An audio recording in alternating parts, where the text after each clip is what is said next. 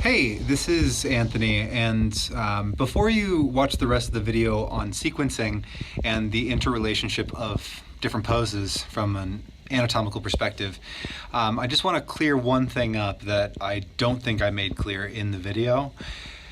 And that is that we'll be talking about the external obliques, specifically the left external oblique, and we'll be talking about it in poses where I'm discussing how to engage it, that we're actually we're working the left external oblique in these poses. But it might be confusing because I'm talking about this in poses where the left external oblique actually becomes longer. So you might think to yourself that, well, what the fuck are you talking about? You're stretching your obliques. You're opening up your side body, you dummy. I know. It's facilitated stretching. You know, a muscle can become longer and also be working at the same time. So I just want that to be really clear that totally in triangle, most likely the obliques on the top side are definitely becoming longer, even in half moon. And extended side angle. It's literally extending the side. Well, it's actually not. It's flexing the side because lateral flexion. So you got to learn those anatomy terms. But the point is that, yeah, you're becoming longer in the side, but those muscles are also firing to prevent collapse and to maintain spinal integrity in the pose, so you don't end up just kind of like flopping around and your spine is all limp and you're just trying to get this insane stretch. We want to have some engagement there in the core. Okay? So that's it. Enjoy the video. Cheers.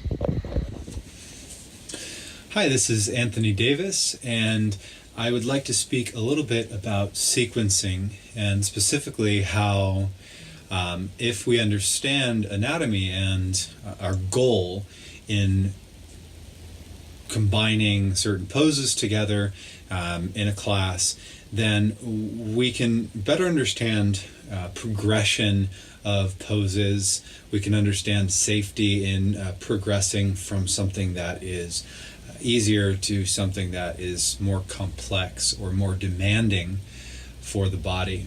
So in our example, we will look at the obliques, specifically the external obliques, but the internal and external obliques can work in concert depending on what our purpose is. So we'll begin by looking at the external oblique and what the external oblique does as it separates here and its fibers run across the body in this direction towards the midline, from lateral towards medial, and from superior to inferior. It's going to pull the same side shoulder forward when it contracts. Right? Because if the fibers run across my body and towards the midline from top to bottom, and these 2 points get closer together, because basically that's what muscles do, they just get closer together when they contract, it's going to pull me forward. Right? But not just forward, it could also pull me down and across. Depending on which muscles are synergizing to prevent the flexion of the trunk, it could also pull me into a lateral bend. Same side. Okay, we're talking about my left external oblique. So let's look at a few poses that would recruit the left external oblique. Just a few common poses, and pay attention to which side of the body you would want to be on to work in the same external oblique. So some very common poses that recruit the left external oblique. One of them would be, let's start with extended side angle. So here, as long as you're not completely collapsing down into the right side here, in order to elevate my heart up, one of the main movers there, which is preventing my body from collapsing down this way, is my left external oblique. And that's the case whether my hand is on my knee or it's down here or I'm binding. It makes no difference. My left external oblique is preventing me from falling down this way. It's keeping me nice and upright. Okay, well, what if we straighten the leg? what if I come into Trikonasana, triangle pose? Turns out we've got the exact same case going on here, and my left external oblique prevents me from collapsing too far down. So this is, it turns out, is an excellent way to engage external oblique on the left side. Same side, right? And pay attention to the fact that my right foot is forward in both cases, and the left side is working, right? Now, to keep this progression forward, and the reason I point out the right foot is forward is because generally in most styles of yoga, the only one I'm aware of that would not do this would be forest yoga. But most styles of yoga are going to have you begin with the right leg forward first. In most poses, so if it's Warrior Two or a lunge or Trikonasana, it's to the right side first. So left obliques are working in these poses. Another one would be Ardha Chandrasana, right? Same thing here, left external obliques, especially if I get into doing variations where I'm lifting the hand away from the floor, and especially if I start to reach over my head. Now this is a hell of an exercise for the left external obliques. Now, things can get tricky when we get towards the hands, and here's another example, but we end up using exactly the same muscles. You see, if we end up looking at sequencing as, okay, all right, well, we're just going to stay on the right side, on the right side, on the right side, and then maybe we wanted to incorporate a pose like Vashisthasana or side plank, then if I turn and I have my right hand on the ground first, so I'm turned the same way that I was, I'm still facing the same direction that I was in triangle, well, now I'm using the opposite side because gravity, my relationship to gravity is that my hips want to collapse.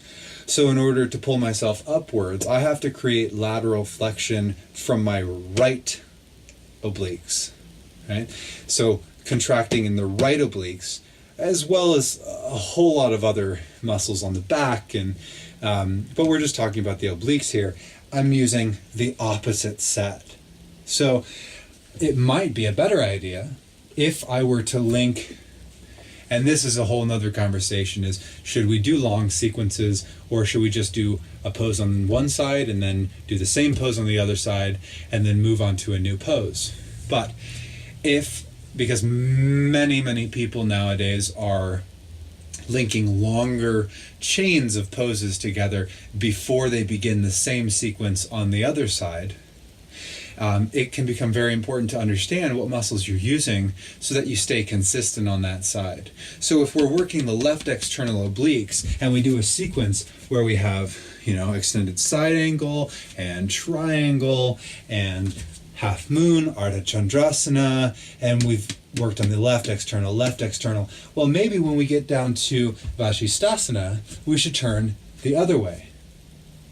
Whoop. Here. Because now my left external oblique, it's being consistent. I'm working this side first.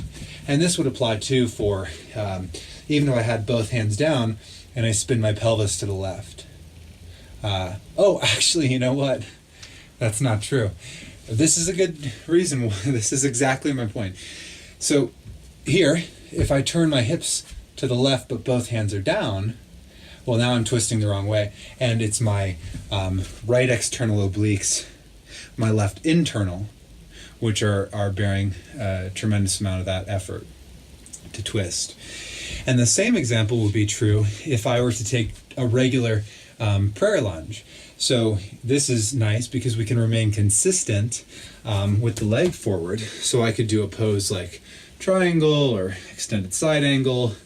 And then if I wanted to switch to a lunge at some point before I went to the other side, well, my left external obliques pull the same side shoulder forward, which means I'm twisting. Okay? I'm twisting to the right. Well, that's perfect if I want to do a prayer lunge. And now I'm using the exact same obliques that I've been using when I was in triangle, and extended side angle, right? So I've remained consistent. If, however, I were to switch those up and do Vashisthasana on the opposite side and use the and be inconsistent about which obliques I'm targeting, and it's not just the obliques that are being targeted in these poses. We're talking about, which muscles on the leg and other muscles of the back, and all up and down the kinetic chain.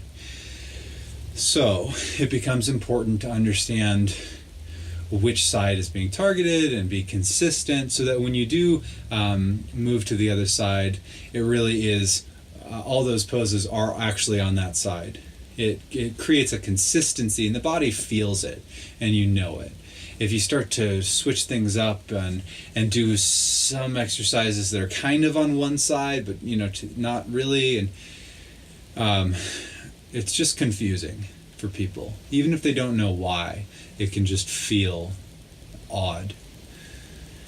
And the last thing that I want to point out is if we were to combine all of those poses, then what order would we put them in? We've got extended side angle, triangle, half moon, and side plank. Okay? What order would we want to put those poses in? Well, extended side angle, most people will have support. Okay? Elbow on the knee. Or they'll have a block here under the hand. So we got some support. So it's not a ton of exercise here. It's not as easy of a hip opener as Warrior 2, but it's a gentler hip opener, in my opinion, than triangle poses. And the straightening of the leg, I believe, makes things a bit more difficult. So triangle, I would say, is more difficult. So we would do that after extended side angle. So here we are in extended side angle, and then maybe we come up, reset, come into triangle. And then if we wanted to, I'm stepping my foot back so that I can stay in view, but I really would just float forward. But here we are, and you can come into half moon pose. That would probably be more difficult than either of the other two poses. And then, generally speaking, I would say it's a toss-up, honestly, between if Vashisthasana, side plank, is here. Which one of those, if Vashisthasana or half moon, Ardha Chandrasana, is more difficult, because you're balancing either way. But the balance on the hands, I would say, is probably more difficult. More people, I would say, struggle with balance on their hands because of instability in the wrist and the shoulder, or just a lack of strength there. So that can be a very difficult pose, Vashisthasana. Keep in mind, you can always lower a knee to make that more accessible. In which case, this would probably be the easiest pose out of all of them, and you could put this at the beginning of your sequence, right? So these are just a couple ideas as far as sequencing goes, and why it is so important, I think, to understand what muscles are being strengthened and what muscles are being lengthened in any given pose, and why you would put them in the order you would in a pose or in a class. And so let's say that this class was leading towards full Vashisthasana, really, which would be with the leg up in the air, and you're here, right? That would be the hardest pose. The side I just demonstrated would actually be my second side. So I could put all these poses in order. I could do a gentle, this will be my first pose that replicates the shape of my final pose. Side angle would be the second one that I use. Triangle would be the third. Half moon would be the fourth. And then Vashisthasana would be the fifth. To the other side, because I'm using the same side obliques. And then finally, with other poses thrown in there, of course, for other reasons, And then finally I would do the apex pose here. Because that one would be by far the most difficult. So I think that's enough to simply introduce an idea of the relationship between poses, and that sometimes we have to be careful of which side we do a pose on to be consistent with our theming, especially if we have a long sequence on one side before we return and do the next side. I hope that's helpful. Thank you.